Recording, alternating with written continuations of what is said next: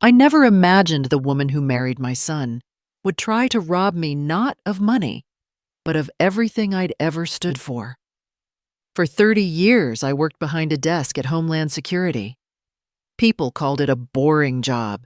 Even my daughter-in-law, Lena, used to laugh and say, "Must be nice having those government pensions and secret accounts." She had no idea how close she was to the truth. The night it happened, I was at the doctor's office. My old government laptop sat on my kitchen table, the same one that's still connected to a classified system I wasn't supposed to talk about. When I came home, I didn't know she'd already opened it, that she'd already pressed enter. 2 hours later, federal agents stormed into her office and dragged her out in handcuffs in front of her entire company, her husband, and the cameras. They thought she was stealing from me, but what she actually touched belonged to Homeland Security. If you think you know who the villain is, wait. Because by the end of this story, you'll learn that every secret comes with a price, and some justice isn't handed down in court. It's served at the dinner table. My name is Margaret Cole. I'm 65 years old, a widow, and for most of my life I worked as an accountant for the Department of Homeland Security. It wasn't glamorous work, but it was important to me, numbers that kept things honest, records that kept people safe. I retired 5 years ago trading fluorescent lights and encrypted files for a quiet house in the suburbs of Maryland. Some people might call my life dull, but after decades of deadlines and classified audits, silence felt like a luxury. My mornings begin the same way. I wake before sunrise, make a single cup of coffee, and watch the neighborhood slowly come alive. The paperboy pedals by the Andersons' dog barks at the mail truck, and somewhere a lawn sprinkler ticks in rhythm with my thoughts. There's a comfort in repetition. I've come to believe that peace is a kind of art you have to protect it like anything else of value. My husband Richard used to say I was married to structure. He wasn't wrong. I liked things where they belonged. Our house is small now, trimmed down from the larger place we had when Daniel was growing up. I sold it after Richard passed away. I wanted fewer rooms to dust fewer echoes. The one I kept feels just right. A modest garden in back, an old oak in front, and shelves lined with family pictures. There's Daniel at age 10, standing beside the science fair project I stayed up half the night helping him finish. And another from his wedding day, his arm around Lena. Both of them glowing with that new life energy only young couples have. Every photo is in its place, just as every memory has its drawer in my mind, neat labeled and closed. Daniel checks in on me almost every day. He's 35 now, a software engineer, thoughtful in the way of men who'd rather fix a problem than talk about it. He married Lena 3 years ago. She's bright, ambitious, curious about everything. I admired that about her at first. She reminded me of myself at her age, except with a confidence I never had. She works in finance, wears sharp heels, and talks about mergers and startups the way I once talked about audits and policy codes. When she and Daniel visit on Sundays, she brings a bottle of wine and calls me Mom, though sometimes the word sounds rehearsed, like a line she isn't sure fits her character yet. We always have dinner around 5. Daniel insists on grilling even in winter. Lena helps me set the table, though she spends half the time checking her phone. It doesn't bother me much. It's how the world is now. Still, there are moments when I catch her glancing around my house as if she's taking inventory. She once asked how long I worked for the government, what kind of accounts I handled. Mostly logistics, I said, keeping it simple. In truth, I couldn't have explained even if I wanted to. Much of it is still under confidentiality, though none of it was the sort of thing Hollywood would find exciting. To her, though, the word Homeland seemed to sparkle. I never meant to sound mysterious. But I suppose when you live a quiet life, people start to imagine noise where there isn't any. Sometimes Lena teases me. You must have a stash somewhere, all those years of government paychecks. I laugh it off. If I did, it wouldn't fit in this little house. Daniel rolls his eyes, used to our gentle sparring. Still, I sense something in her tone, half joke, half curiosity. After dinner, we sit in the living room. Daniel and I talk about his latest project while Lena scrolls through her phone, the light reflecting in her eyes. I notice she keeps glancing at the corner where my old laptop sits on the desk. Its lid closed a thin layer of dust on top. It's a government-issued model I was allowed to keep after retirement, stripped of most access, but still connected to an internal network for periodic data verification. I use it maybe once a month to confirm a system report or respond to an automated audit notice. Nothing more. To me, it's just another leftover from my working years, useful but unremarkable. Lena, however, seems fascinated by it. Is that the one from your Homeland days? She asked once, a touch too casually. I nodded. Still works fine. Old habits die hard. She smiled, but her eyes lingered on the screen a beat too long. Daniel noticed and changed the subject to their upcoming vacation. When they left that evening, I stood at the door waving as their car disappeared down the street. The house fell silent again, as it always does, the ticking of the hallway clock marking the return to calm. I rinsed the dishes, wiped the counter, and checked that the back door was locked. Before heading to bed, I passed my desk and, out of routine, brushed the dust from the laptop lid. I remember thinking how strange it was that something so ordinary could attract anyone's attention. The days followed one another quietly.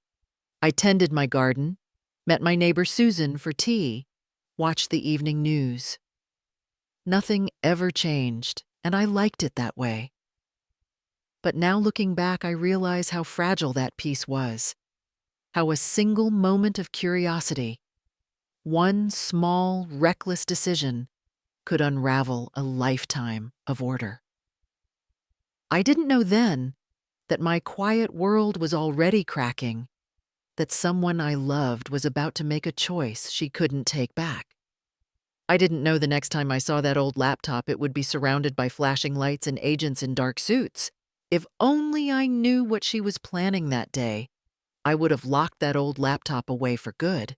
But back then, everything still felt so normal, so routine, that it would have seemed silly to worry. My life as I saw it had finally reached a quiet rhythm. I was a retired widow with a good pension, a neat little home, and a son who called often.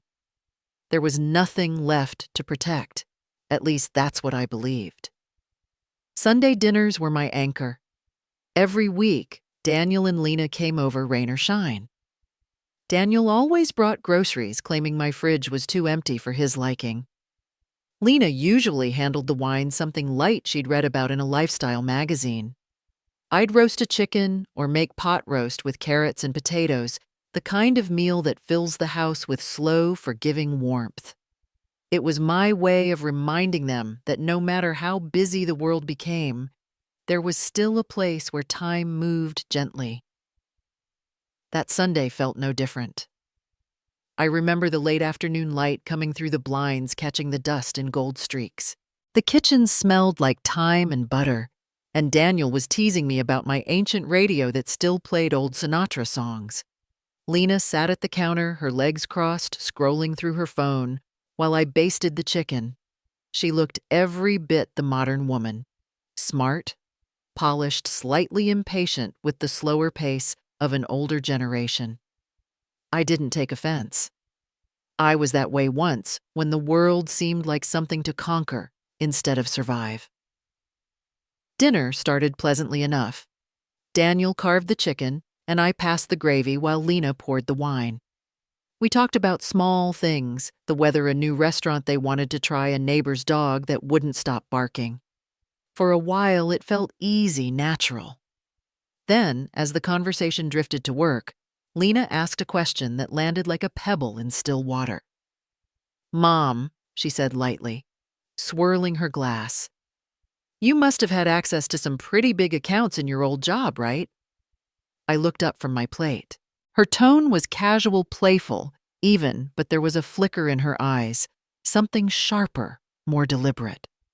Daniel chuckled before I could answer.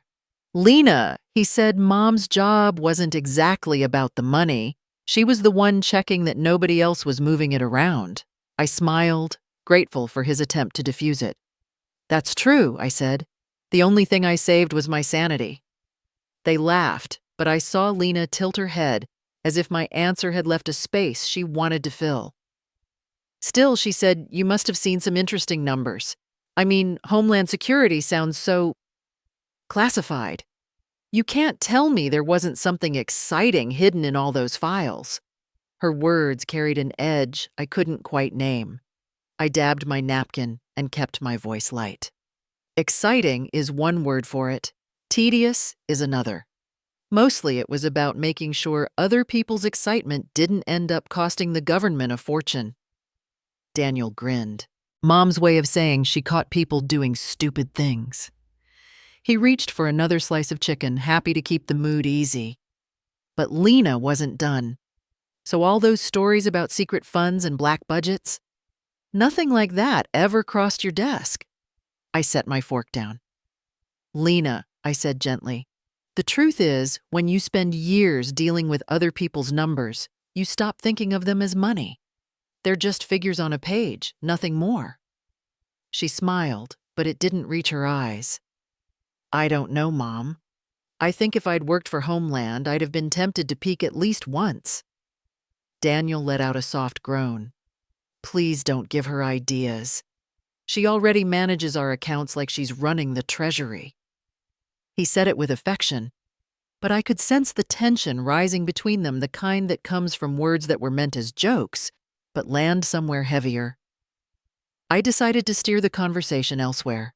I asked about their vacation plans, about the new apartment Lena wanted downtown, about anything that would loosen the air between us.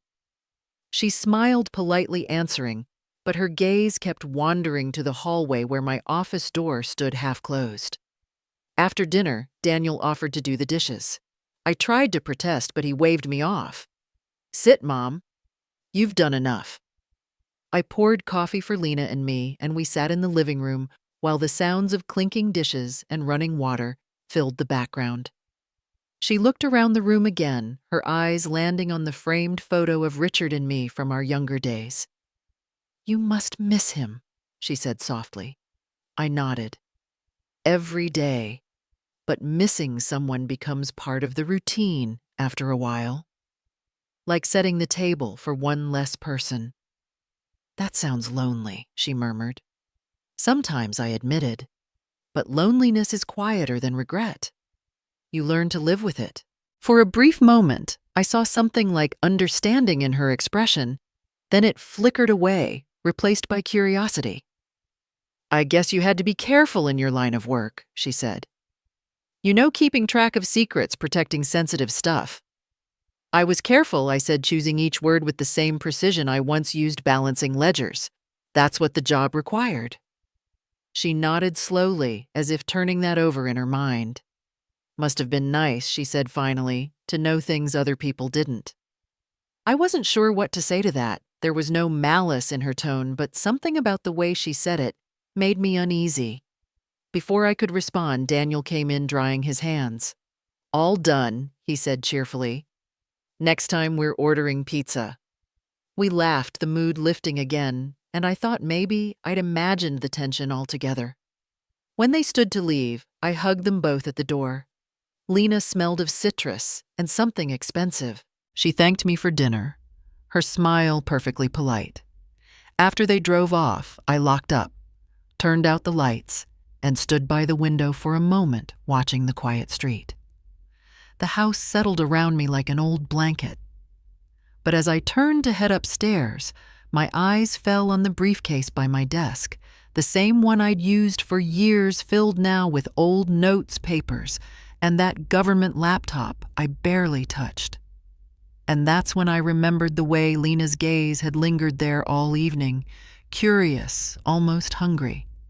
I tried to brush it off, convincing myself I was imagining things, but the thought wouldn't leave me alone. Long after they drove away, I found myself standing by my desk, my hand resting on the old briefcase, as if it could tell me what she was thinking. Maybe it was nothing. Or maybe it was the way curiosity can sound so harmless until it starts echoing against something you've tried to forget. The truth is, I hadn't thought seriously about my years at Homeland Security in a long time. Retirement does that. It dulls the edges of old memories. But as I looked at that briefcase, the years began to fold back on themselves, one careful layer at a time. I joined the department in my 30s, a mid-level accountant, assigned to a special division called Financial Integrity and Oversight. Most people thought we handled budgets and spending reviews, and that was true enough, at least on paper. What they didn't know was that our team managed encrypted accounts for a classified operation known as Project Stillwater. Project Stillwater was designed to trace and block the laundering of illegal funds that moved through shell corporations and offshore banks. It was a puzzle of numbers, codes, and patterns, my kind of work. But it was also dangerous in its own quiet way. We were often just a few keystrokes away from uncovering transactions that powerful people wanted to stay buried. That's why everything was encrypted, compartmentalized, need to know. The system we used could detect anomalies faster than any human, but it still required oversight. That oversight was me. I wasn't alone, of course. Our small unit included 3 analysts, a supervisor, and 1 external contractor, a man named Paul Givens. Paul was sharp charming in that practiced way some men in intelligence circles are. He knew how to make you feel like you were part of something big. For a while, I even admired him. But admiration is a fragile thing. It can turn to distrust in a heartbeat. Paul had access to portions of the system he shouldn't have, and the deeper we got into the project, the more I noticed discrepancies, small transfers that didn't fit the usual patterns. I brought it up to my supervisor quietly at first. Then I started documenting. Eventually, the investigation revealed that Paul had rerouted funds through dummy accounts, small enough to escape the usual filters. When the hammer came down, it came fast. He was fired, charged with data fraud, and escorted out of the building in front of everyone. I'll never forget the look he gave me as he passed my desk. It wasn't anger, it was something colder. A promise. He blamed me for everything. Maybe he was right, in a way. If I hadn't noticed the numbers, if I'd looked the other way, he might have kept his job. But that wasn't who I was. Rules existed for a reason, and I'd built my life on following them. Still, his face stayed with me. In the months after small things would happen, a strange call with no one on the line, an email that disappeared before I could open it. I reported it all, and eventually the noise stopped. Or maybe I just stopped hearing it. When I retired, Homeland let me keep my laptop for remote audits. "You're still on the list," my supervisor said. "We'll call if we need you." They never did, but the system still pinged once in a while, sending encrypted updates that required acknowledgement. I'd log in, verify the checksum, and log out. It became another quiet ritual, like watering plants or checking the mail. Nothing secret, nothing dangerous, just a lingering connection to a life that felt very far away. A few days after that dinner, I was on one of those calls. A junior analyst from DC had reached out to confirm an outdated access log. "We're cleaning up old credentials," she said. I pulled up my screen and explained the process. The background checks the internal accounts. I didn't realize Lena had come into the room until I heard the soft click of her heels on the floor. I turned and smiled, holding up a hand to signal I'd be just a moment. She nodded, but didn't leave. Yes, I was saying into the phone, the internal accounts are still mirrored through the legacy system. It's old, but it works. Out of the corner of my eye, I saw Lena pause by the doorway. Her expression had changed, still polite, still pleasant, but alert in a way that made me uneasy. When I hung up, she asked, "Everything okay?" I told her it was just work, housekeeping old files that needed verifying. She smiled, said something about how she didn't miss corporate calls, and wandered off to the kitchen. But I caught the way she repeated the phrase under her breath, as if testing the weight of it, internal accounts. Later that night, I found her wine glass still on the counter, a faint print of lipstick on the rim. I rinsed it under the faucet, but the image of her standing there listening wouldn't rinse away so easily. It lingered like the echo of something I couldn't name. And that's when her curiosity started to look a lot like suspicion. I told myself it was harmless, just a young woman intrigued by something she didn't understand. I'd seen that look before, the one people get when they sense there's more to a story than they're being told. Still, something about it stayed with me. It trailed behind my thoughts for days, showing up in quiet moments when I was washing dishes or sorting the mail. Curiosity was a small thing, but I'd learned long ago that small things could turn dangerous if ignored long enough. The following week, I had a doctor's appointment across town. It was just a routine checkup, the kind of thing I'd been putting off for months. Daniel offered to drive me, but I insisted I could handle it. I liked the independence, the sense of purpose that came from small errands. Before leaving, I called Lena. She had mentioned earlier that she wanted to stop by and help tidy up, as she put it. It wasn't unusual. She liked to appear helpful, and I didn't want to sound ungrateful. So I told her the spare key was in its usual place, under the flower pot, and that she could let herself in if she came while I was gone. When I left the house, it looked the way it always did. Orderly, calm, nothing out of place. My desk in the corner of the living room held a few neatly stacked papers, a pen, and the government-issued laptop I rarely used. Next to it was a small black notebook, the kind accountants like me can't seem to part with.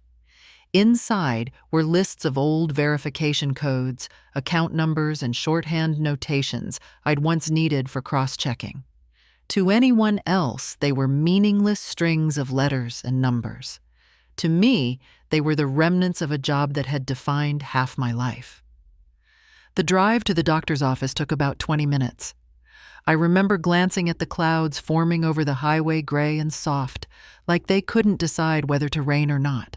The appointment itself was uneventful: blood pressure, cholesterol, the same polite questions about diet and exercise.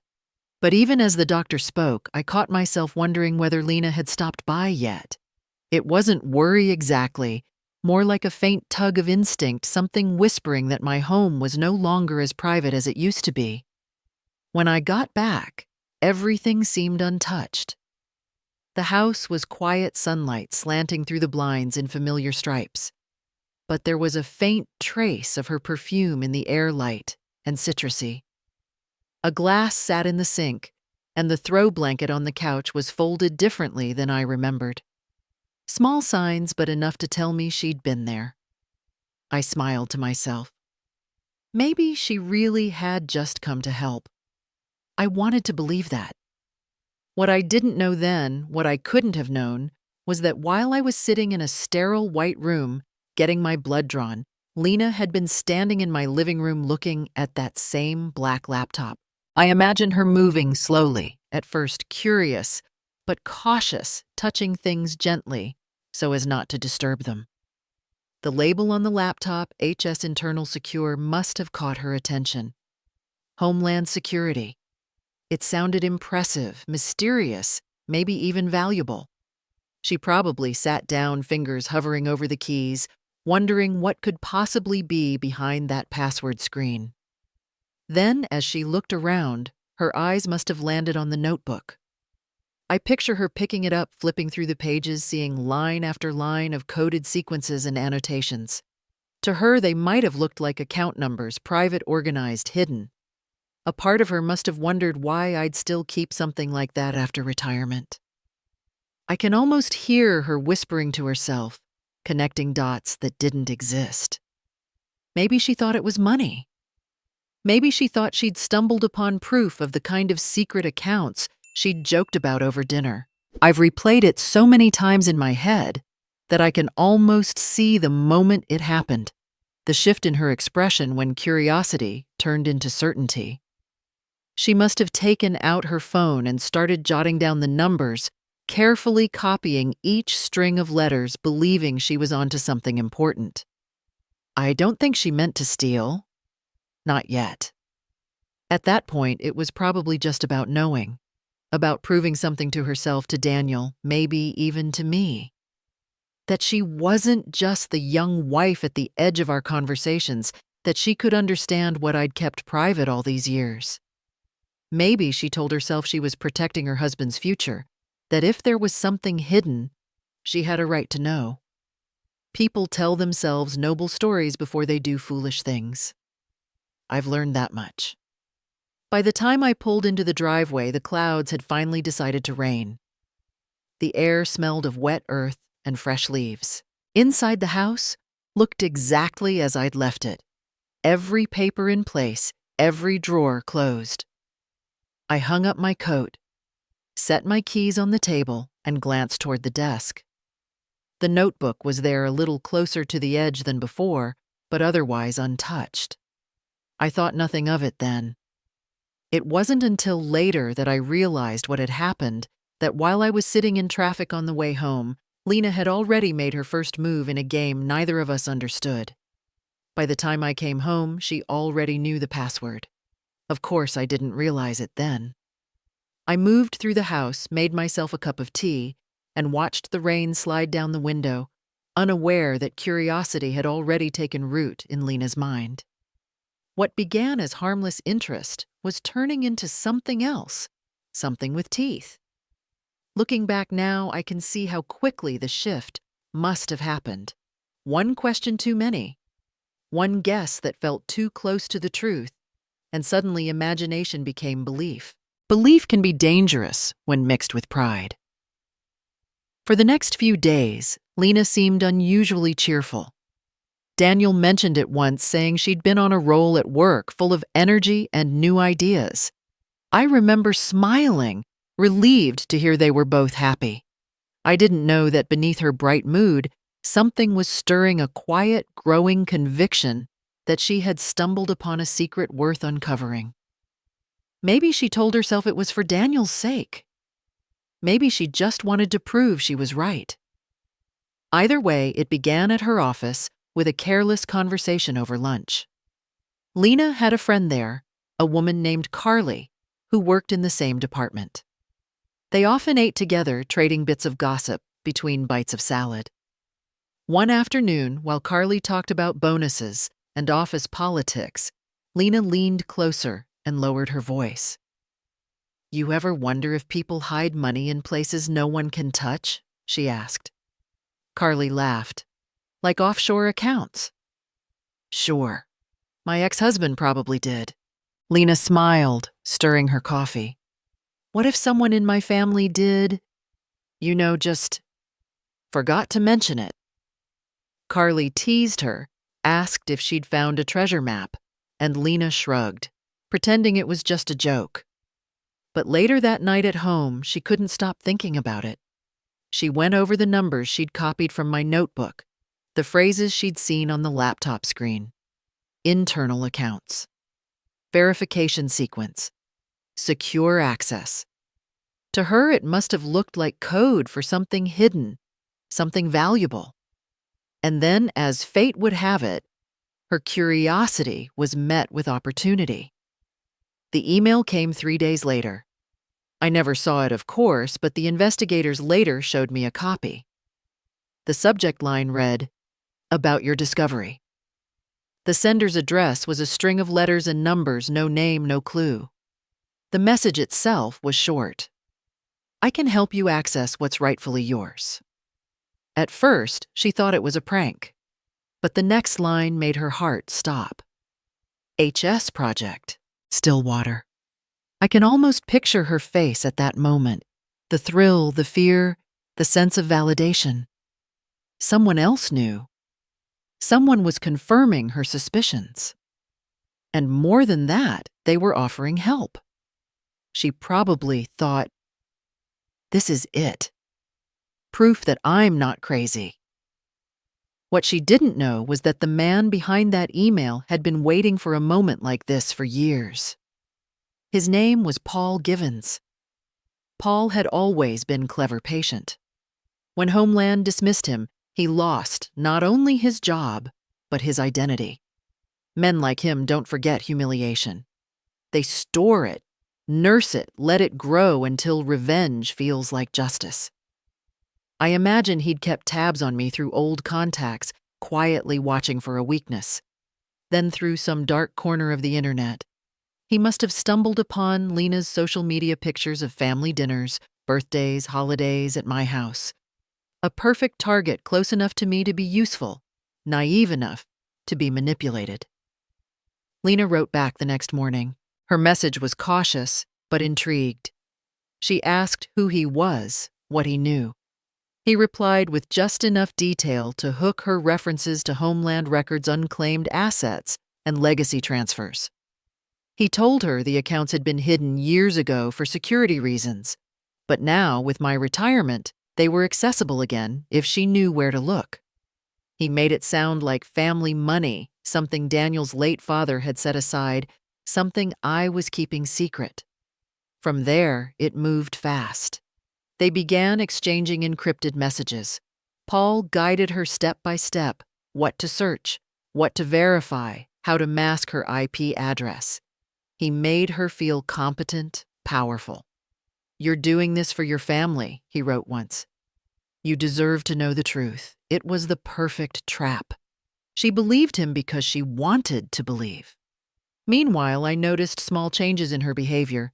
She called more often, asked casual questions about my old job, about Richard's pension, about government records. Always polite, always framed as curiosity. But something in her tone was different too. Careful. Too rehearsed. I told myself it was nothing, just my imagination. But deep down I knew that whatever interest she'd had in me before had turned into something sharper.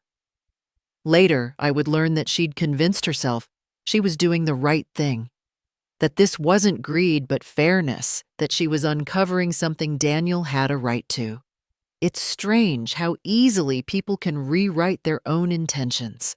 A small lie repeated enough times begins to sound like truth. That was the beginning of the end, though none of us knew it then. It started with a woman chasing a secret that didn't exist, and a man who saw her as the perfect instrument for revenge. She thought she'd found an ally, but he was the one pulling every string. I didn't know it then, of course. To me, life still felt ordinary, peaceful in that fragile way that exists just before the sky breaks open. Looking back, I can trace every moment that led to it, each small choice that seemed harmless until it wasn't. That Sunday afternoon, the house smelled of roasted garlic and bread. I remember standing at the sink, rinsing vegetables while the sound of rain tapped lightly against the windows. Lena was there, smiling, chatting about a new client at work. She looked calm, composed, even affectionate. I had no idea she'd already been exchanging messages with the man who once tried to destroy my career. She offered to help set the table, then asked if she could use the living room for a few minutes to check something on her phone. I told her of course.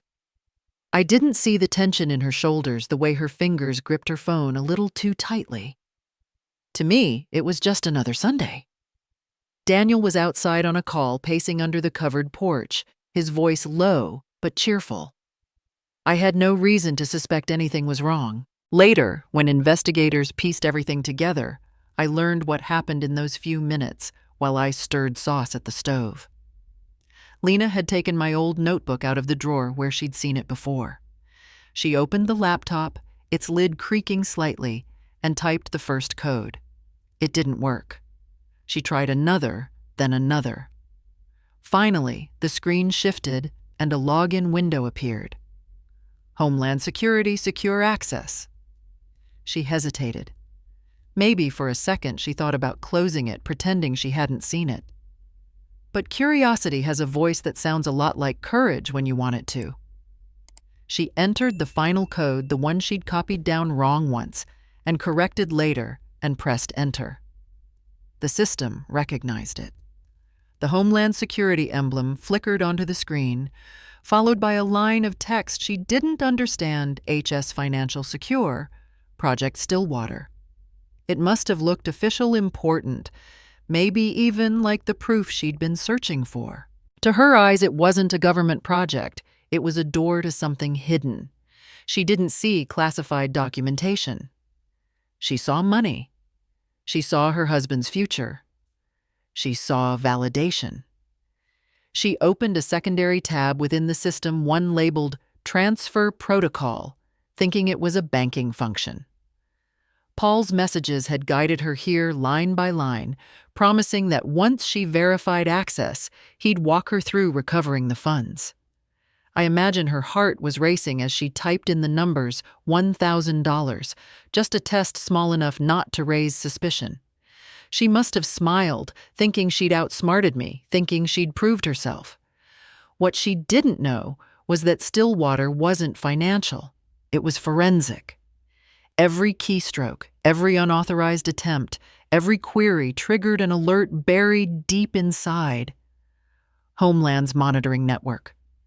The instant she confirmed the transfer, the screen flashed red. Unauthorized activity detected. At that moment, an automated report was sent to the Cyber Division in D.C., flagging my old credentials and her location. I didn't hear the alarm, of course. I was in the kitchen, humming an old tune while stirring the sauce. She probably panicked when the screen changed, maybe closed the laptop too quickly, maybe told herself she'd try again later. When I came back into the living room, she was already sitting on the couch scrolling through her phone, her face calm and untroubled.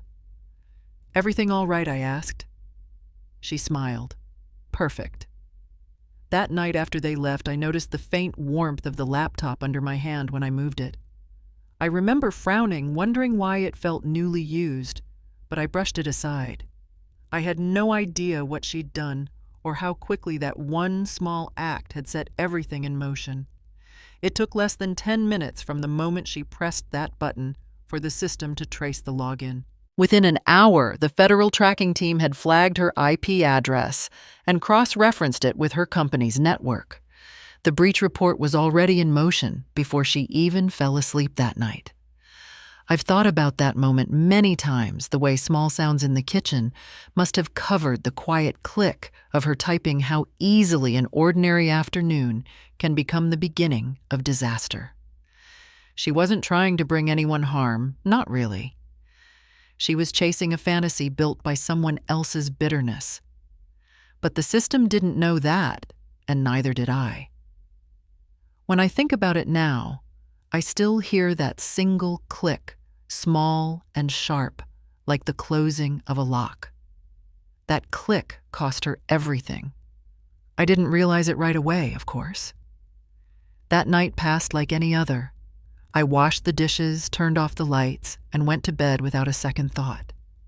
But the next morning, everything began to unravel. It started with a phone call just after dawn, an unfamiliar number flashing across my screen, a voice that spoke with the clipped precision of someone who never wasted a word. "Mrs. Cole, this is Agent Thomas Reed with the Department of Homeland Security. We need to speak with you regarding a system breach connected to your old credentials.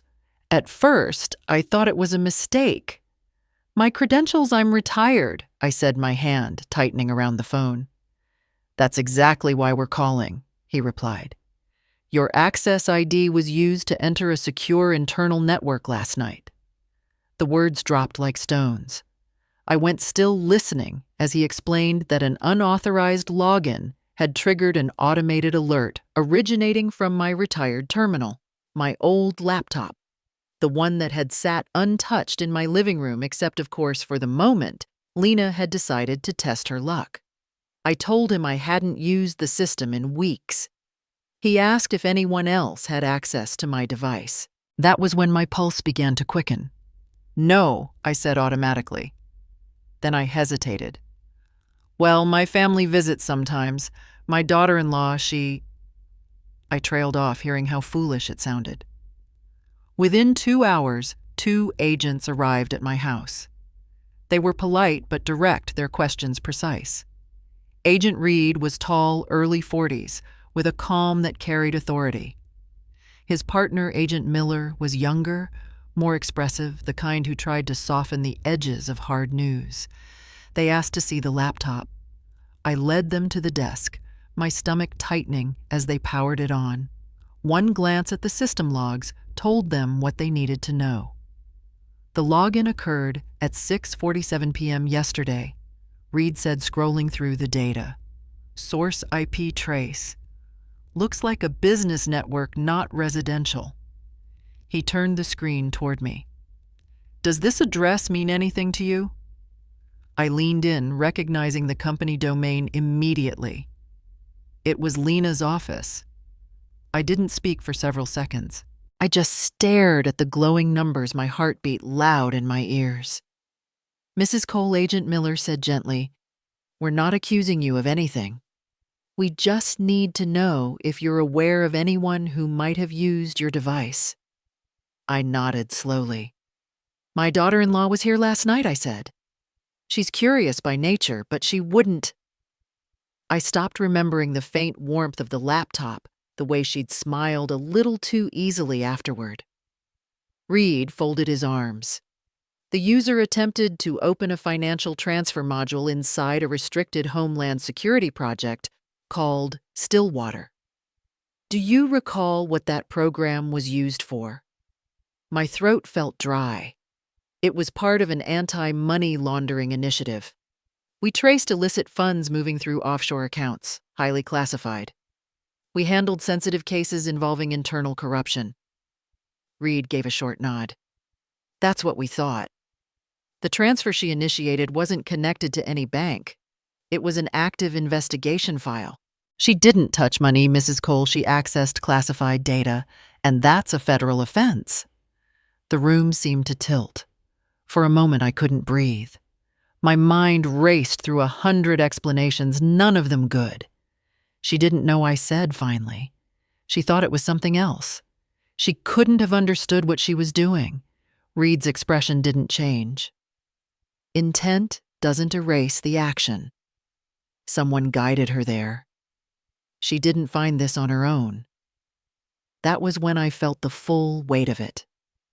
There was only one person who could have led her to Stillwater. The man who'd blamed me for ending his career. The man who'd disappeared into the shadows but never stopped watching. Paul Givens. I sank into the chair, pressing my hand against my temple. "He's still out there," I murmured. Reed frowned. "Who?" "Paul Givens," I said quietly. "He used to work with me. He was dismissed for data fraud years ago. I thought he was gone." The agents exchanged a glance. "If you're right," Miller said, "then your daughter-in-law isn't our only problem. They asked me to stay available while they followed the lead." When they left, the house fell silent again, but it didn't feel like home anymore. I sat at the table, staring at the old notebook, at the codes that had once meant precision and purpose. Now they were evidence pieces of a puzzle that had dragged my family into danger. I thought about Lena sitting in her office, unaware that the walls were closing in around her. She thought she was stealing money, but she had just opened an old wound. I sat there for a long time after the agents left, my hands resting on the kitchen table, the house unbearably still. The clock on the wall ticked too loudly. I stared at my old laptop, its screen now dark, and thought about how something so small, so ordinary, could destroy a family. I should have called Daniel right then, should have told him everything, but I couldn't. I needed to understand it first. I needed time. I thought there would be time. The next morning began quietly enough. The sky was a flat gray, the kind that promises rain but never delivers. I made coffee and tried to go about my routine, though every sound felt amplified. The gurgle of the coffee maker, the rustle of the newspaper, the creak of the floor. I was still staring out the window when my phone buzzed. The name that flashed across the screen was one I hadn't seen in years. Reed Thomas, DHS. "Mrs. Cole," he said without preamble. "We located the breach source. We're moving now." My stomach clenched. "Moving?" I asked, but he'd already hung up. I didn't know where they were going until a few hours later, when the first notification appeared on my phone, an alert from a news app. I opened it, and my breath caught. The headline read, "Federal Agents Detain Employee in Homeland Security, Cybersecurity Breach." Beneath it was a still frame from a shaky cell phone video. There, in the middle of a sleek office floor, stood Lena, my daughter-in-law, her wrists bound in silver handcuffs. I watched in disbelief as the video played. Agents surrounded her while stunned coworkers stood frozen phones, raised mouths open. Lena looked pale, confused, her lips moving as if she was trying to explain, but no one was listening. Her handbag was on the floor, its contents spilled lipstick, phone, a folded piece of paper that looked too much like one of my old notes. Someone's voice behind the camera whispered, "She worked here 3 years. Can you believe it?" Another voice replied. They said Homeland. That's federal. I didn't realize I was holding my breath until the video ended. My hands shook as I scrolled through the comments, people speculating, mocking, dissecting a story they didn't understand. Her name wasn't released yet, but I knew it wouldn't stay hidden for long. My phone began to ring before I could think. It was Daniel. His voice was raw, strangled. "Mom, have you seen it?" I closed my eyes. "Yes," I whispered. "They said it's Lena, Homeland agents at her office. They took her away." He was breathing hard, panic threading through every word. "What's happening, Mom? Why would they arrest her?" "I don't know," I said automatically, but the lie caught in my throat. Of course I knew. I just couldn't say it. How could I tell my son that his wife had stumbled into my past, into something I should have buried years ago? He kept talking, his words spilling over themselves. "They said it's connected to you. They said your name came up in the report." What does that mean? Did you know about this? I wanted to explain everything. The codes, Paul, the manipulation, but nothing I said would make sense yet. I told him to stay calm, to wait for the lawyers to trust that the truth would come out, but I could hear it in his silence. He didn't believe me. By evening, every major news station had picked up the story. A woman accused of breaching Homeland Security networks, a connection to a retired federal accountant. Neighbors began calling their voices full of concern disguised as curiosity. I turned off the television, but I could still see the image of her standing in that cold, fluorescent light hands behind her back. Her face caught between fear and disbelief. There was no satisfaction in it, no sense of justice. Only a heavy, familiar ache, the same one I'd felt years ago when Paul was escorted out of our office, his eyes fixed on mine. The past wasn't gone. It had just changed faces. The house grew darker as the evening deepened. Outside, the first drops of rain began to fall, soft at first, then steady. My phone buzzed again, and I knew before I answered who it was. Daniel's voice was quieter this time, hollow with something deeper than anger. "Mom," he said, his breath unsteady. "They're saying she used your computer, that it was your account. The agents asked me about your work about Dad." I didn't know what to say. Silence stretched between us until it became unbearable. Then, in a voice that cracked under its own weight, he asked Mom, "What did you do?" They echoed through the empty rooms, settling into the corners like dust that wouldn't leave. I wanted to call him back to tell him everything I knew. but there was no way to explain something I didn't fully understand myself. All I could do was sit there staring at my hands, wondering how the lines on my palms could hold so many mistakes. The next few days passed in fragments. News crews parked at the end of the street, their cameras angled toward my house like vultures waiting for movement. Neighbors I'd known for years crossed the road rather than wave. I caught whispers through half-open windows, Homeland investigation, the daughter-in-law. Even Susan, my friend from next door, tried to comfort me, but her eyes were full of questions she was too polite to ask. "People talk," she said softly one morning, placing a hand on my shoulder. "But they don't know you, Margaret. Not really." I thanked her, though her words only deepened the ache. Because maybe they didn't know me anymore, and maybe Daniel didn't either. He came by once late in the evening, his face drawn, his clothes wrinkled as if he hadn't slept. They questioned her for 6 hours, he said, his voice trembling between anger and exhaustion. They took her phone, her laptop.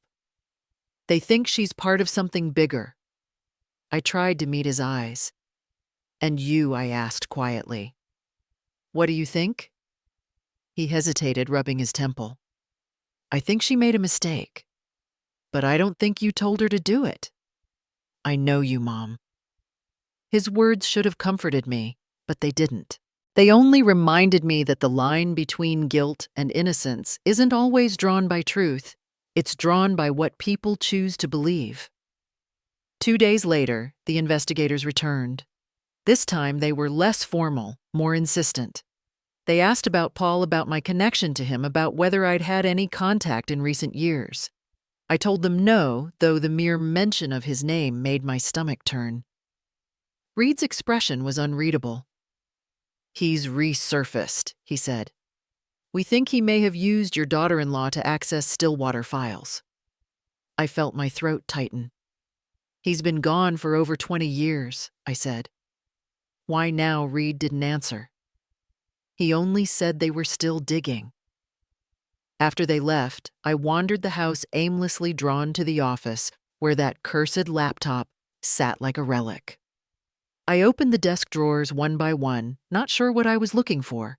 Maybe proof that I hadn't caused all this. Maybe just something of Richard's to remind me that the world used to make sense. My husband had been gone nearly a decade, and yet his presence lingered in small ways. A tie still hanging in the closet.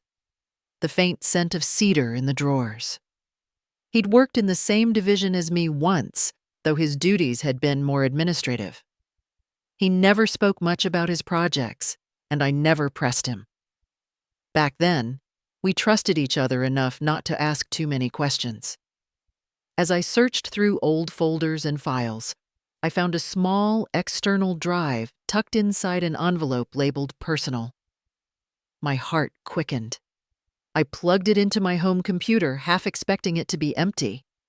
Instead, it contained a single email chain archived and dated more than 20 years ago.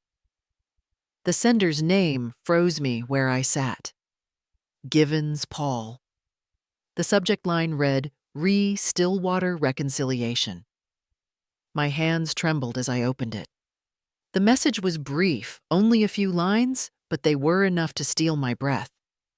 "Richard, I've done what you asked. The adjustments are made.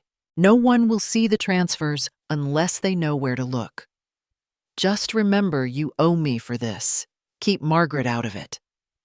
The air in the room felt suddenly thinner. I read it again slower this time until the meaning sank in. Transfers. Adjustments. Keep Margaret out of it. My husband had been involved at least on the edges of whatever Paul had been doing. Maybe he hadn't stolen money, but he'd hidden something covered. Something up, and in doing so, tied all of us to a chain I thought I'd broken years ago. I leaned back in the chair, the weight of it pressing down on me. All this time, I'd believed Lena had opened the door to the past. But the truth had been waiting for me long before she ever walked into our family. It wasn't her hands that unlocked the damage. It was something buried deeper, something older, something I'd been too afraid to face. The truth wasn't in Lena's hands. It was buried in my husband's past. I sat there staring at the email, my eyes tracing the words over and over until they blurred.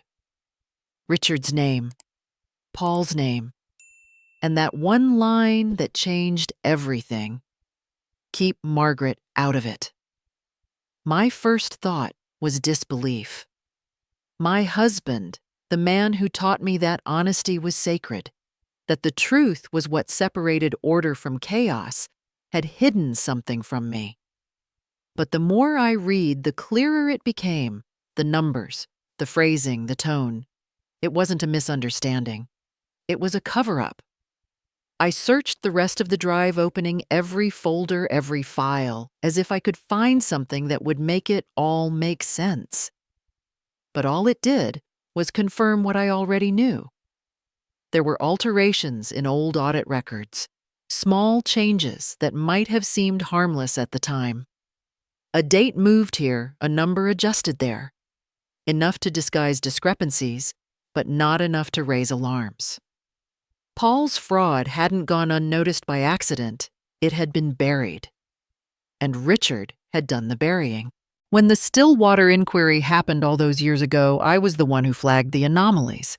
I thought I'd uncovered Paul's deceit through my diligence, my adherence to protocol. They said I'd done the right thing. They said I'd protected the department's integrity. But now, sitting in that dimly lit office, I saw the truth. I hadn't caught the fraud. I'd caught the cover story. Richard had already doctored the files before they reached my desk, trying to shield Paul and perhaps himself. When the auditors dug deeper, the lie cracked open. Someone had to take the fall. Paul was fired. Richard was quietly reassigned. They told me it was for security reasons, but now I knew better. He'd been protected, not punished. Homeland Security couldn't afford a scandal implicating 2 senior accountants, so they sacrificed one. Paul must have realized it too. I could almost hear his voice from that last day in the office, cold and steady, as he'd looked at me. "You think you're saving the truth," he'd said, "but you're only saving yourself." At the time, I'd dismissed it as bitterness. Now I understood. He wasn't talking about me, he was talking about Richard. Paul must have spent years feeding on that betrayal, twisting it into obsession. From his perspective, I'd been part of the deception. The woman who turned him in while her husband walked free. The one who got to retire with a pension and a good name while he lost everything. It made perfect sense now why he'd reached out to Lena, why he'd chosen her of all people. He didn't just want revenge, he wanted to expose the lie to make me watch as my family paid for what my husband had done. I leaned back in the chair, my heart pounding so hard it hurt. The irony was unbearable. I had spent my entire career guarding the sanctity of truth, believing it was the foundation of everything I loved. I'd built my marriage, my motherhood, my identity on that principle. And yet, all this time, the truth I worshipped had been compromised by the one person I trusted most. The realization hollowed me out. I opened another file, an old memo Richard had written to a supervisor. It was dry and technical, the language of bureaucracy. But between the lines, I saw his desperation. He'd been trying to protect Paul, yes, but maybe also me. If the fraud had been exposed fully, my entire department would have fallen under scrutiny. My reputation, my position, everything I'd worked for would have gone with it. So he'd made a deal. He broke the law to protect the system that protected me.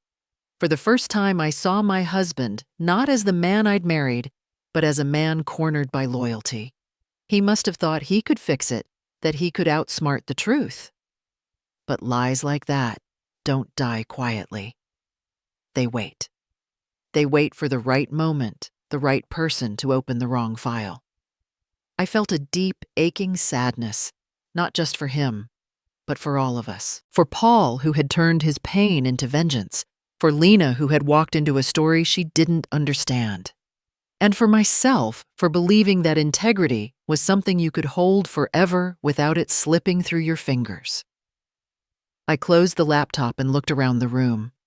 The silence was thick, heavy with ghosts that refused to stay buried. I thought about the choices we make to protect the people we love, and how sometimes those choices become the very thing that destroys them. He broke the law for a friend. I broke my family to protect his secret. I sat there in the quiet, the glow of the computer screen fading into darkness as those words sank deeper into me. For the first time in weeks, I didn't feel confused or afraid. I felt awake. The truth had been buried for too long, twisted by the men who claimed to protect it.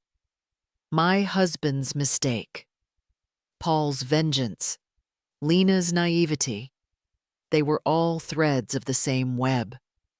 And now, finally, I could see its shape. The next morning, Homeland called again.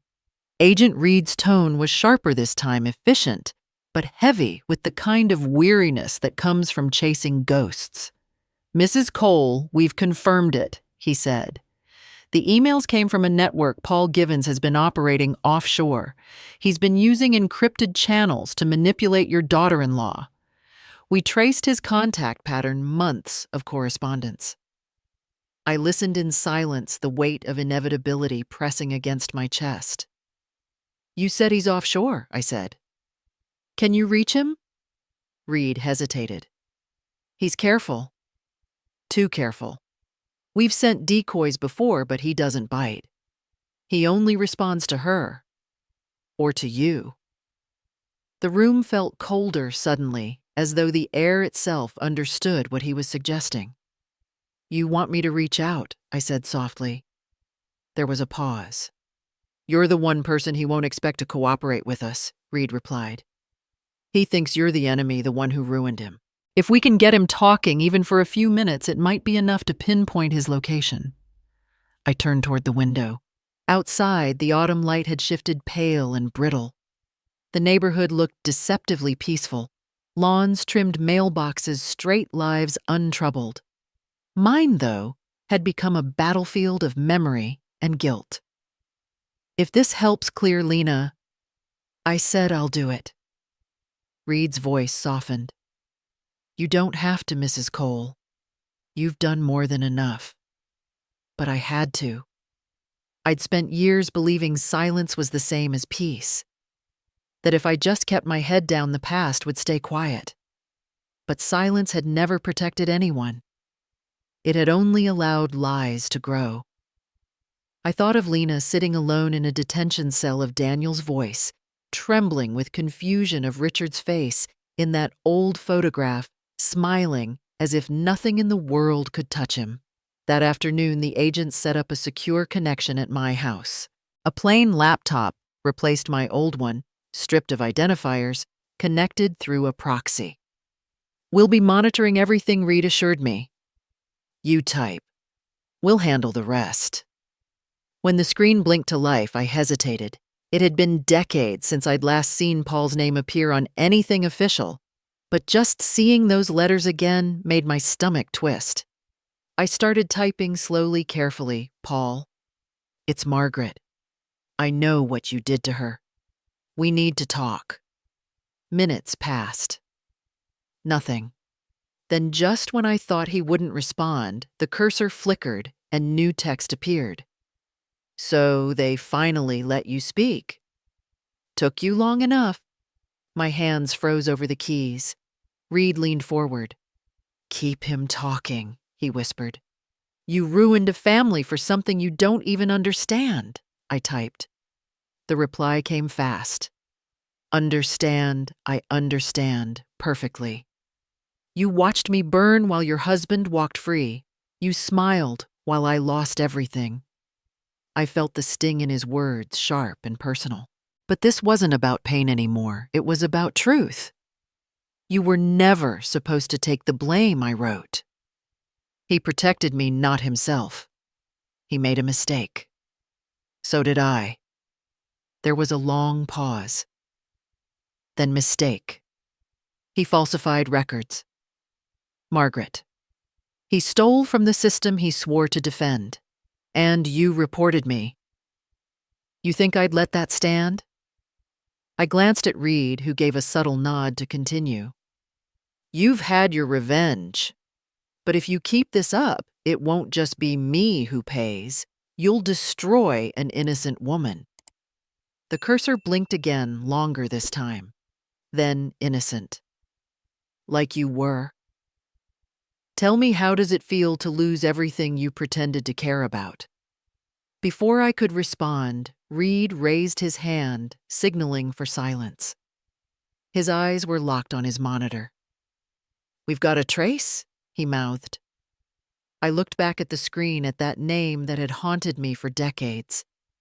I should have felt anger, but what I felt instead was sorrow. Sorrow for what he'd become, for what we'd all become. My husband had covered for him, once believing loyalty could fix corruption. And I'd spent the rest of my life trying to clean up the wreckage. After several more exchanges, the signal went dark. The agents exhaled in unison. We've got him, Reed said quietly. Locations triangulated. We'll move before dawn. I nodded, feeling the exhaustion settle deep in my bones. When they left, I stayed at the desk for a long while. The room was quiet, except for the faint hum of the computer. I turned toward the mantel where Richard's photo sat in its wooden frame. His eyes looked as kind as they always had, but now I saw something else in them, fear maybe, or regret. I picked up the frame and ran my thumb over the glass. You made one mistake, I whispered. I won't make it again. Outside, the last light of day slipped below the trees. I set the photo back down and closed the laptop, my mind already fixed on what would come next. For the first time in years, I wasn't running from the past. I was walking straight toward it. Tomorrow, he'll finally see the woman he tried to destroy. That thought carried me through the night. I didn't sleep much, but I didn't need to. My mind was clearer than it had been in years. Everything I'd been avoiding, the guilt, the lies, the fear, had boiled down to this moment. Tomorrow, it would end. The next morning, I woke before sunrise, brewed coffee, and sat at the kitchen table staring at the framed photo of Richard. He looked so certain, so sure of his choices. I wondered if he ever imagined that one mistake, hidden behind bureaucracy and loyalty, would ripple out this far. You made your choice, I murmured.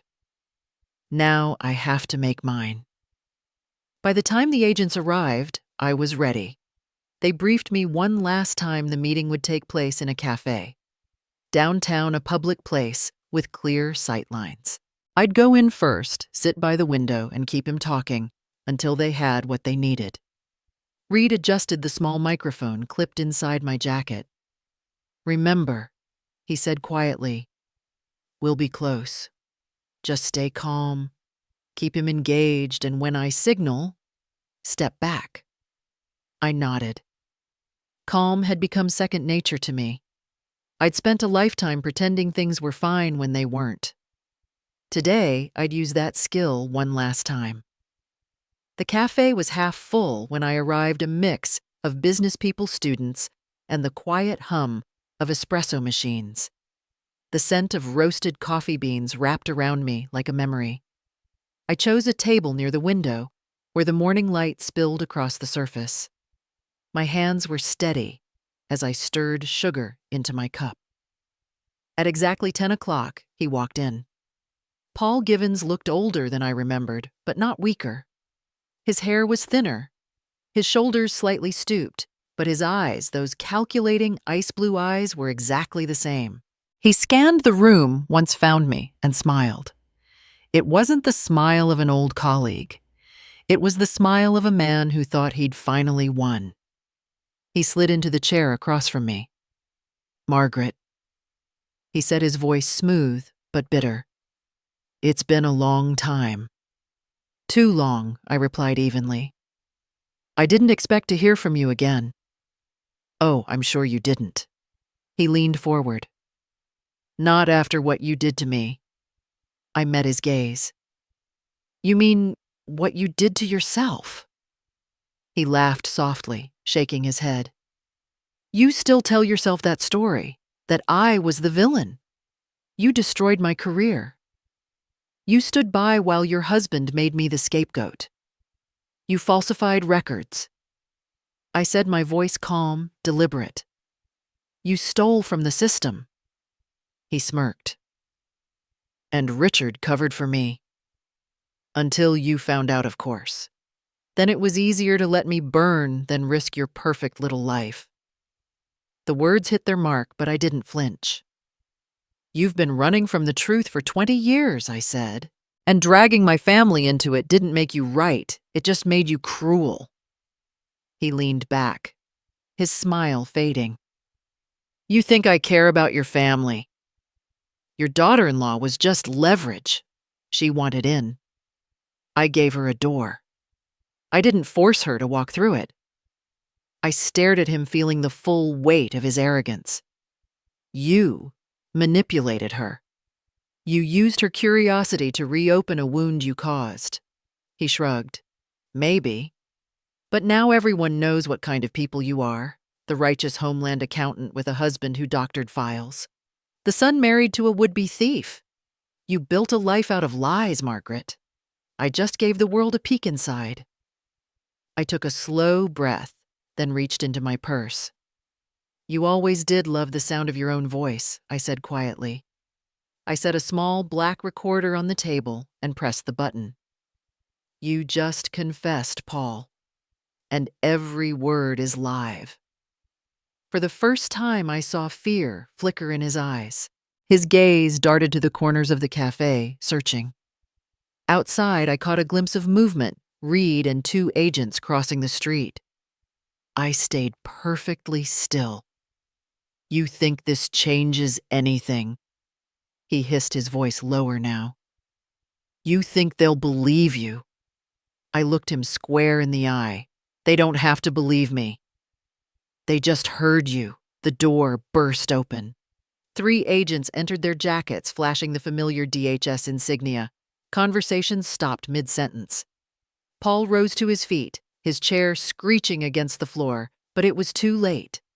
Reed's voice rang out calm and authoritative. Paul Givens, you are under arrest for federal crimes, including cyber manipulation, obstruction of justice, and blackmail. Gasps rippled through the cafe as people turned to watch. Phones came out, recording, capturing every second. Paul tried to speak, to turn toward me, but the agents had already moved in. His words were lost beneath the sound of handcuffs snapping closed. As they led him out, he glanced back once. His eyes were no longer cold, they were empty. I sat still, my hands resting on the table, the recorder silent now. For the first time in years, I felt the air lighten, as if the weight I'd carried had finally found somewhere else to go. Reed walked over, nodding with quiet satisfaction. It's over, he said. I managed a small smile. No, I replied softly. It's finally begun. By evening, the news had spread everywhere. Homeland whistleblower helps uncover 20-year vendetta. My name wasn't in the headline, but it didn't need to be. People knew. Neighbors who had whispered before now looked at me differently. For once, the truth wasn't buried. It stood out in the open, undeniable. Justice had a face, and this time everyone saw it. For the first time in months, I could breathe without feeling like each breath might shatter me. Paul was gone, the truth was out, and Homeland had finally closed the case that began 2 decades ago. But peace doesn't come cleanly, it comes with echoes. Every truth once spoken leaves something behind. That night, the house felt both too quiet and too alive, like it was holding its breath along with me. I turned off the television and sat in the living room, the faint hum of the refrigerator the only sound. I thought about Richard, about the choices that had brought us here, and about Daniel, who hadn't spoken much since the arrest. It was almost midnight when I heard his car pull into the driveway. A few moments later, the door opened, and he stepped inside. He looked older somehow, though it had only been weeks. His eyes were heavy, but there was no anger in them, just exhaustion, the kind that settles in when a person has cried more than they ever admit. "Hey, Mom," he said softly. I smiled faintly. "You should be asleep." "So should you," he replied, sitting down across from me. The silence stretched between us, comfortable and painful, all at once. I could see the words pressing against his lips, the way they used to when he was a boy, trying to confess to something small, a broken vase, a bad grade. Now it was something far heavier. "She's getting released soon," he finally said. "They dropped the major charges after the evidence came out. They know she was manipulated." I nodded. "I'm glad." He looked down at his hands. She still doesn't understand how it all got that far. She keeps saying she thought she was helping us." "She was misled," I said quietly, "by someone who knew exactly which buttons to press." He didn't answer right away. Then he leaned forward, elbows on his knees, his voice barely above a whisper. "There's something I haven't told you, Mom, and I need to." I waited, my heart tightening. He exhaled slowly, as if he'd been holding that breath for weeks. "It was me," he said. "I was the one who mentioned your laptop." I frowned. "What do you mean?" "It was months ago," he said. "We were having dinner here and you'd gone upstairs to get something. Lena asked what you used to work on back in Homeland. I laughed and said something like, 'Mom probably still has a bunch of top-secret files on that old computer of hers.' I didn't think anything of it. But after everything that's happened, I keep going back to that night. I think that's when she started wondering." I sat back, the memory unfolding in my mind like a page I hadn't realized was still stuck together. "You didn't know," I said softly. "I should have," he said, shaking his head. "I should have known better. She was curious about money, about security, about everything we didn't talk about. If I hadn't said that, she wouldn't have gone near it. None of this would have happened." His voice cracked on the last word, the guilt spilling through, despite his best effort to contain it. I reached across the table and took his hand. "Daniel, listen to me. You didn't cause this. You couldn't have known." He looked up, eyes red. I keep thinking about the look on her face when they took her away, and the way everyone stared at me like I was part of it too. I thought I'd lost her. And then I thought I'd lost you. His words hit me with a sharp tenderness, one that hurt more than anger ever could. For so long I'd been focused on the crimes, the lies, the headlines, but underneath all of it was something simpler, a boy who'd grown up trusting his parents to be pillars of truth, only to discover that truth had cracks. "Daniel," I said gently, "you didn't lose me. You never could. What happened wasn't your fault. It wasn't even hers, not entirely. It was the silence between us, the things we never said, because we thought they were protecting us." He rubbed his forehead, tears gathering, but never falling. I should have asked. I should have asked what really happened with Dad, with Homeland, with all of it. But I didn't. I trusted that everything was fine. "That's what children are supposed to do," I said. "They're supposed to trust their parents. It's the parents who forget that trust isn't built by keeping things hidden." He swallowed hard, his voice trembling. "So many secrets, Mom. Even after all this time, I still feel like I don't know who Dad really was." I hesitated, then reached for the photo on the end table, the same one I'd looked at the night before the meeting with Paul. I turned it toward him. "He loved you. That much was always true. But he made mistakes just like I did. He thought loyalty meant silence. I thought silence meant strength. Neither of us realized how easily silence turns into distance. Daniel studied the photo, his thumb brushing against the edge of the frame. "I used to think you were unshakable," he said quietly. "Now I see you're just human." I smiled faintly. It's taken me 65 years to admit that myself. We sat there for a long time, hands still linked across the table, the air between us heavy but honest, the kind of honesty that hurts and heals at the same time. Outside, the night had deepened, and the streetlights painted the walls in soft gold. Somewhere in that stillness, I felt something shift, not forgiveness exactly, but understanding. He squeezed my hand once before standing. "I just wanted you to know," he said. "I couldn't keep it to myself anymore." As he turned toward the door, I called after him. "Daniel." He paused. "Don't carry this guilt," I said. "You didn't cause this." Secrets did. All of them mine, even the ones I thought were harmless. He nodded, a tear finally escaping down his cheek. "I'll try." After he left, I sat in the quiet again, the kind that no longer felt peaceful. For the first time, I understood that silence isn't always noble. Sometimes it's cowardice wearing patience's mask. Sometimes it's the very thing that keeps people apart when they need each other most. And for the first time, I realized silence can betray too. That truth stayed with me in the weeks that followed like a voice I could no longer ignore. The chaos of the investigation was over. Paul was in custody, and the headlines had begun to fade. Homeland called me one last time to thank me for my cooperation. They said my testimony had helped seal the case.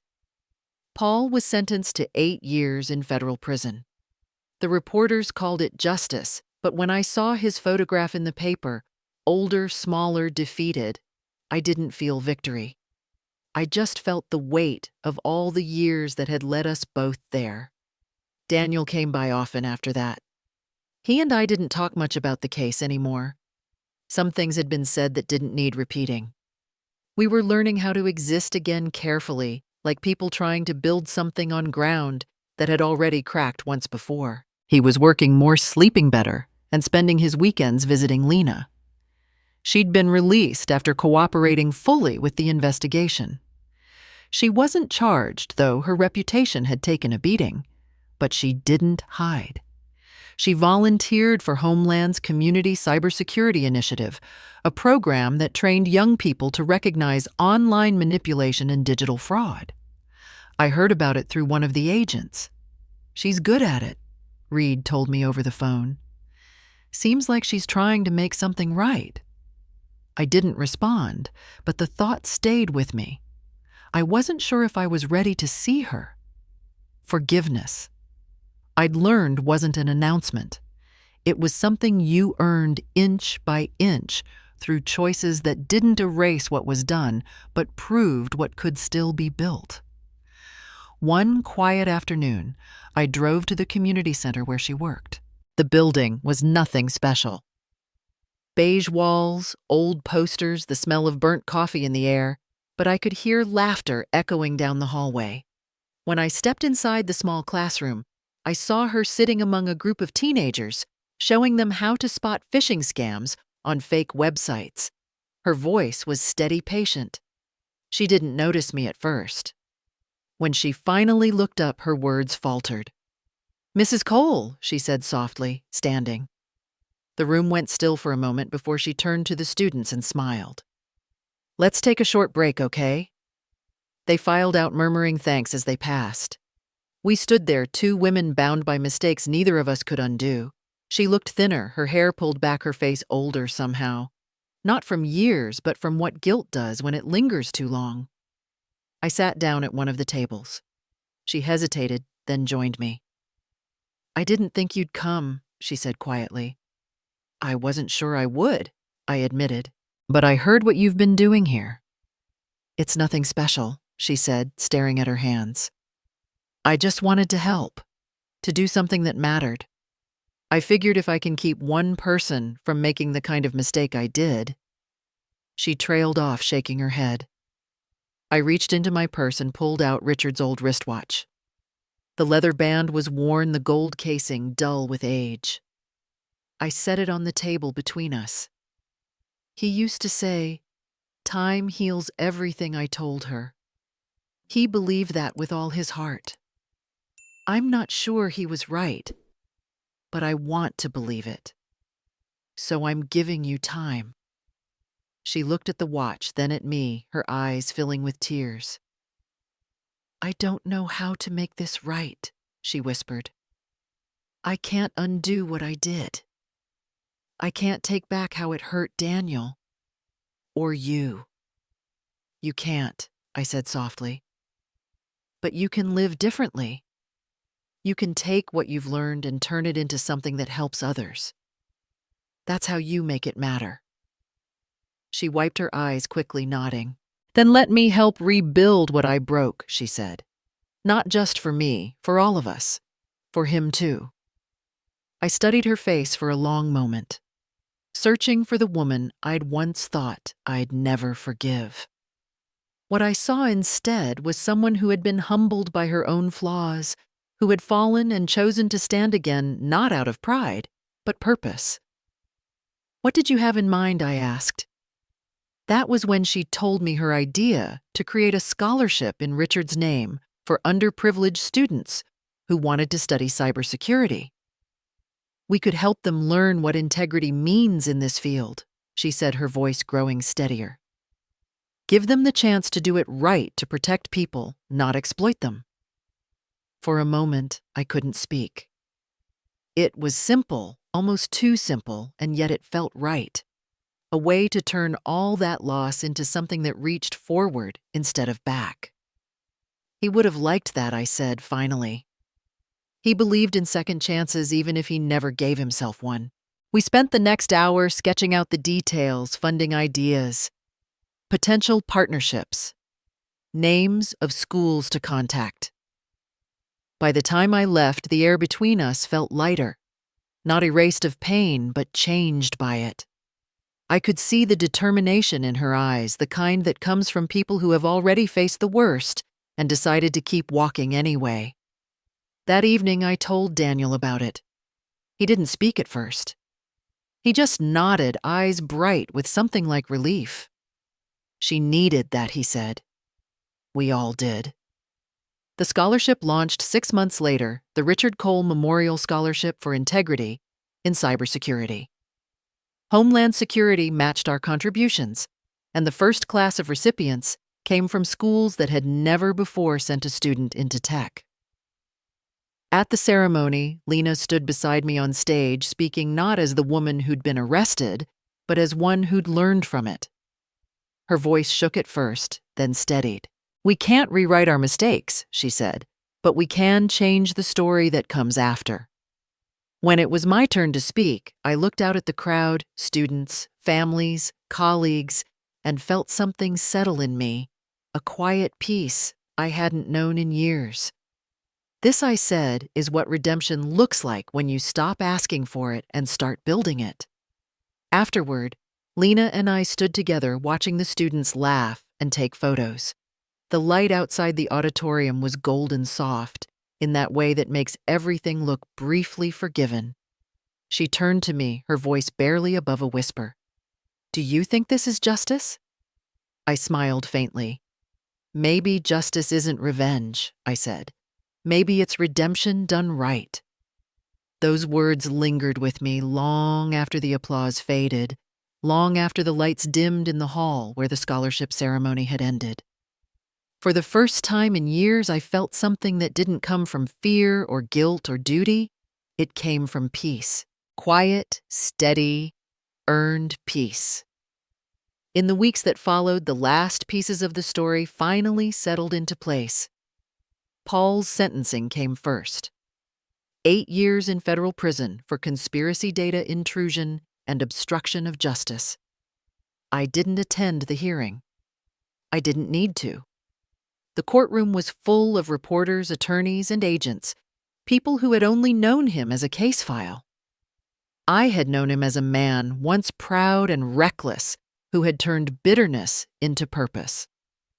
But when I read the official statement from Homeland Security later that night, I felt no satisfaction, only completion.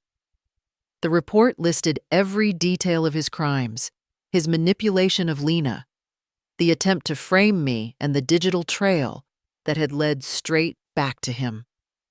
Justice had finally found him, not through vengeance, but through truth that refused to stay buried. A week later, Homeland issued a public commendation. It was a short ceremony in a government building I hadn't entered in nearly 20 years. The hallways smelled the same old paper coffee and that faint metallic hum of computers running somewhere behind closed doors. Agent Reed met me at the entrance. "You didn't have to come," he said, smiling gently. "I did," I told him. "For closure." Inside, a small audience of staff and press sat quietly as the director spoke. My name echoed through the room, followed by words like dedication, integrity, and cooperation. They called me a whistleblower hero. It felt strange, even a little uncomfortable. But when they handed me a certificate and restored my professional record, I understood it wasn't just about me, it was about rewriting the ending. I'd spent decades trying to protect the image of who I was supposed to be. That day, I stood as who I truly was, a woman who had made mistakes, faced them, and helped make things right. Afterward, I stepped outside into the crisp air and found Lena waiting by the car. She had taken the afternoon off from the cybersecurity center. "I wanted to be here," she said. I nodded. "You should be. You helped finish this." We didn't talk much on the drive home. Sometimes peace doesn't need words, it just needs quiet. When we arrived, Daniel was already setting the dinner table. For the first time in months, it felt like family again. The house smelled like roast chicken and rosemary. There was laughter, the clinking of glasses, small jokes that came easier than they had in a long time. We talked about the scholarship, about the first students who had received it. One of them had written a letter thanking us, saying he wanted to protect people the way good people once protected me. Lena read that letter aloud, her voice trembling slightly. After dessert, Daniel leaned back in his chair, looking at me with that same boyish half-smile he'd had since childhood. "You didn't just protect our family, Mom," he said softly. "You restored it." The words caught me off guard. For so long, I'd thought protection was the same as love, that keeping people safe from the truth was an act of care. But sitting there surrounded by them, I realized that restoration required more than walls. It required openness, humility, and the courage to rebuild what truth had broken. When the dishes were cleared and the house grew quiet again, I went into my office.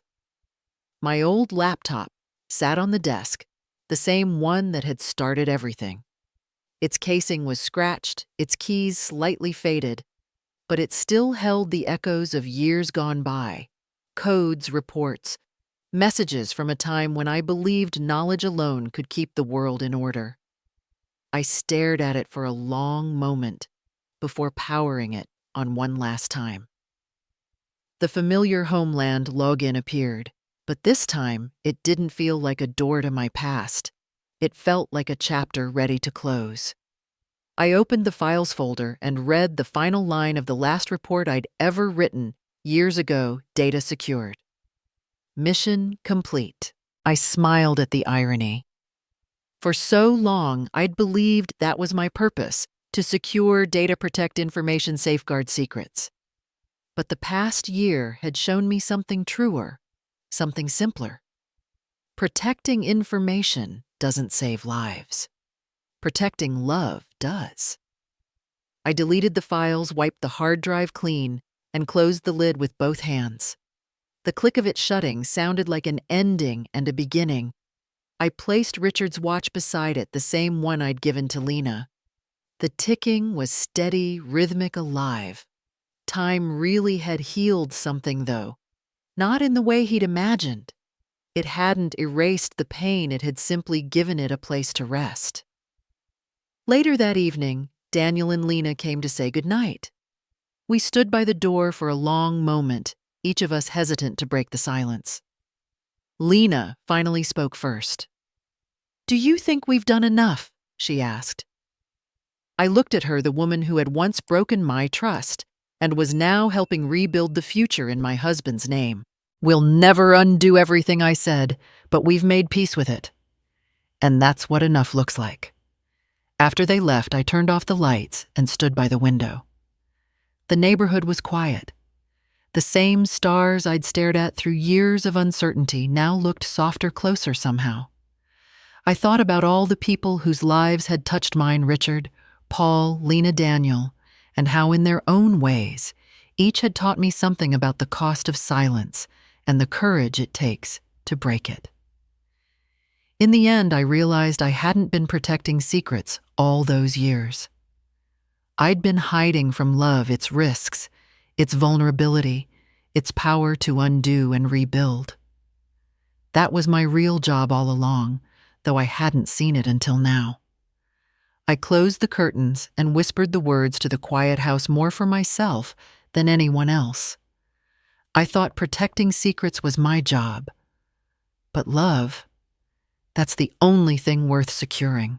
The room fell still again, warm and familiar, like the world was finally exhaling with me. I sat down, listening to the faint hum of the clock in the hallway, the rhythm of time moving forward. And as I let my eyes close, I knew that for the first time in decades, everything was exactly where it was meant to be. Because justice isn't just about punishment. It's about peace that finally feels earned. And that's where my story ends, at least the part you've heard. I spent a lifetime thinking justice came from courts and verdicts, but I learned it comes from within, from facing your truth, forgiving what can be forgiven, and rebuilding what still has meaning. The past may not change, but peace is something you can earn one honest choice at a time. If my story has made you think about the weight of secrets, the cost of silence, or the power of forgiveness, I'd love to hear your thoughts. What would you have done if you were in my place? Would you have forgiven or walked away? Your stories, your reflections, they matter, because every family carries its own version of truth and redemption. If you found something here that spoke to you, don't forget to subscribe so you won't miss the next story. We share more than just tales. We share the lessons that come after the pain, the healing that follows the storm. Leave a comment below and tell me what justice means to you.